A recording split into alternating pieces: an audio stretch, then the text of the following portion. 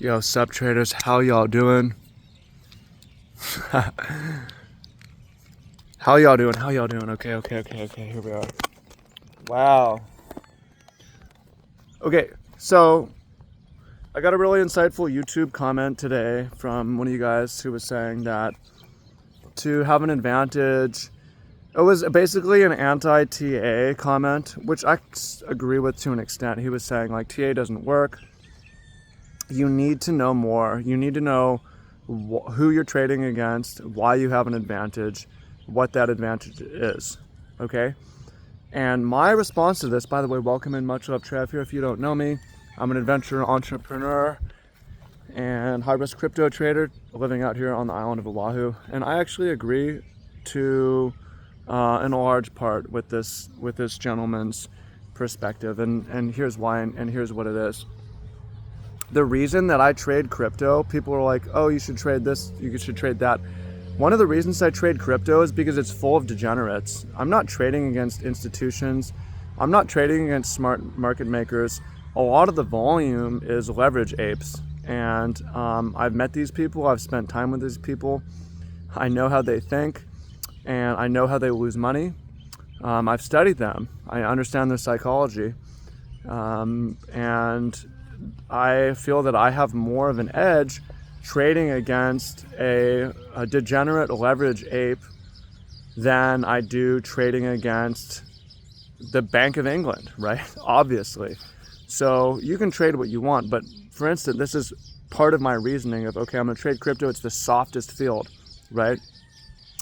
And to zero in on that, I'm looking at leverage apes by studying. This is why I mostly look at the funding rate, and I look at the volume, a CVD of futures or leverage contracts, and I look at open interest, which is the sum total of interest or of leverage in the market. These are the main things that I look for. This is the main filter that I have. TA is kind of separate, and that just alerts me to some basic things. So I would agree with this guy where it's like, if I'm just looking at the chart, I'm going to miss all these other things, right? And it's why markets aren't the same as well. The crypto market is not the same as Euro USD, is not the same as the NASDAQ. And not just the crypto market, but the Bitcoin market is totally different from Doge or from some random shitcoin that's like not even the top 300 by market cap, right?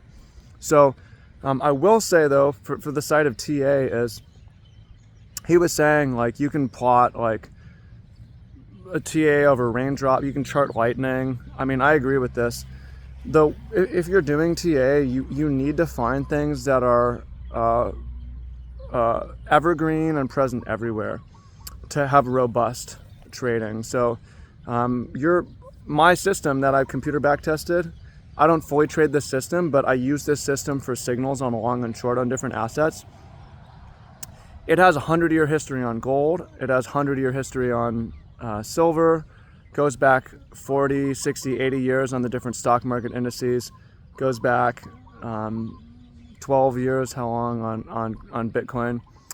And it works on all of these. It works on the same time frame on all the different assets going back a really long time. It's robust, so we know that it's going to work in the future. Also, because there's fundamental idea on top of it, but it's very broad. It's not very precise. It's unoptimized, but it works. So you can use TA, but it needs to be super robust. And a problem people have is they make their TA too specific, where it only works on one asset, one time frame, and you think, oh, well, I'm a specialist here. Well, no, you can find patterns where they don't exist, right? You want a pattern that works on everything, because that way you can predict it will continue to work in the future. And I learned this the hard way, losing a bunch of money with algo trading, working with the quant. It's not his fault, neither of us knew, but he had a bunch of strategies that worked, but we were losing money, and I was like, hold up, do you know if your strategies work on all assets? And he got back to me, he's like, yo, they don't. They only work on the specific asset. So I'm like, what's the sample, 100? Yo, this could just be random noise. And he agreed, and we shut it down. So that's how a lot of TA is. It's random noise. You think it works, and but it's just like charting lightning, or it's charting something that happens to be correlated. But you need to make that sample bigger and make it more robust by combining all kinds of different assets. Or what's a lot easier, the way that I trade, is all my strategies, even if they show up on the charts or they come down, they're based on fundamental ideas, right? They're not based on just the charts, right? Like I have a fundamental idea that Bitcoin's going up over time. I have a fundamental idea right now that ETH is going down over time. I have a fundamental idea that when leverage apes are max long, they're going to have to unwind their positions somehow, and I'm favored to be short. So I start with these ideas, and then I go into the chart and trade from there. And so in a sense, I'm a fundamental trader first, actually. Even though you see me coming look at the charts, all my strategies are based on fundamental ideas, not just random, right? I need to know why, right? A lot of you guys don't like ICT. I understand. He's bipolar, he blows up, he cannot trade. But I like his fair value gap concept of these being relevant. And it took me a while. I'm like, I can't not just trust this. I cannot just believe in it. I need a fundamental idea. And I realized that when price just rapidly expands, it leaves a trail of limit orders behind. And when price comes back into those limit orders can catch price. And that's what fair value gaps appear as in charts. But the fundamental idea is I want to align myself with the limit orders, because limit orders are the larger institutions. They're the market makers. They're the bigger traders. They're the more patient traders.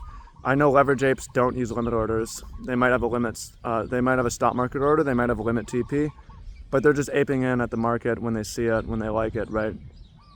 So fair value gaps fundamentally are good because they're show you areas in the chart that are heavy with limit orders, and limit orders are fundamentally generally a good idea because leverage apes who lose money don't use them. And then I went and confirmed this by going and looking at the order book and looking where the order book is thick in fair value gaps. Okay, right? So this is how you always want to combine fundamental ideas, right? I mean, you guys see in my trading, one of my bread and butter setups is when and I have computer backtesting on this, when an altcoin hits the old monthly high, and that old monthly high is between 20 and 80 days old, and then within the next 1 to 2 days closes under that old monthly high, you can go short. You can put your stop loss above at 1 ATR and your TP below at 2 ATR. We have computer backtesting that this works, but it's not a random strategy. It's based on the easiest thing to do in the world in terms of making a new asset is creating a new altcoin. You see there's massive increase in the numbers of altcoins. We're gonna have an altcoin for every man, woman, and child. So when an altcoin has a major price increase and starts to sell off, you're selling the worst asset at a high price after it's already lost momentum. That's a fundamental trade, right? We have a TA for it, but it was based on a fundamental idea. And you can go in the chart, I can go in the chart and I can look at the leverage traders and the open interest and see how they're positioned and to screen in or out that trade, right? To support it with more fundamentals. So I agree. I'm a fundamental trader when it comes down to it. I always need both. So hope that helps you in your trading, helps you think and not just stare at the chart and look for chart patterns, but think outside the box, think about the metagame of trading, what it means. So appreciate y'all. Much love, and I'm gonna look at all these chickens. I'm gonna bike on with my day bike home, do a little bit of weights, eat some food, and get to it. Okay, appreciate y'all. Peace.